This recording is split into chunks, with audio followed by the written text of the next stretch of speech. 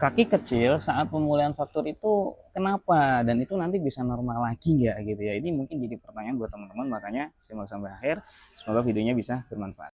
Atau mungkin buat teman-teman yang baru lihat video saya ini, nanti bisa di-save aja dulu videonya. Barangkali nanti bisa disimak di lain kesempatan ya.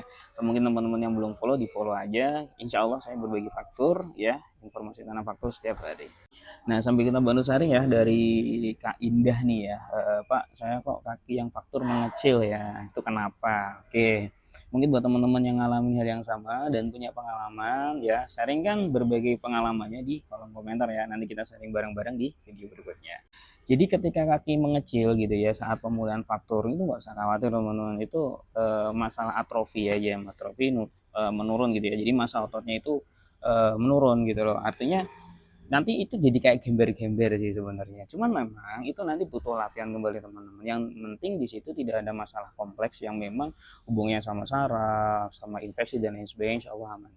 Dan ini memang sering banget terjadi sama teman-teman yang masih pemulihan faktur. Bukan hanya faktur aja ya, teman-teman yang memang imobilisasi gitu loh. Jadi ada beberapa kasus yang memang mungkin kayak orang yang mohon maaf ya mungkin kecelakaan, terus habis itu dia nggak bisa jalan padahal bukan faktur gitu ya. Akhirnya dia imobilisasi, itu juga bisa menyebabkan kakinya mengecil teman-teman. Pokoknya intinya itu adalah masalah menurunannya massa otot gitu tuh. Dan itu nanti bisa dilatih.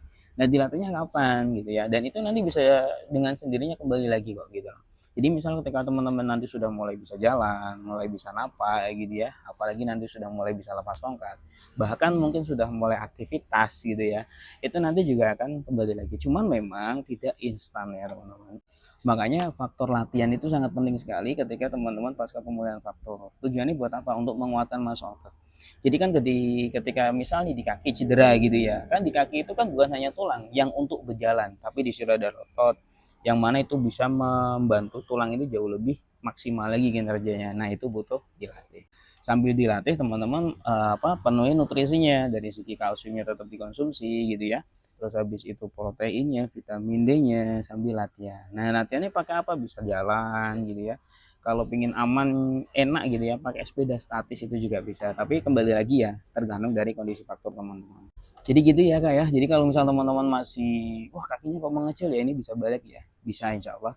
Yang penting nanti latihan ya, sembari berjalannya waktu nanti bisa kembali lagi performanya seperti semula.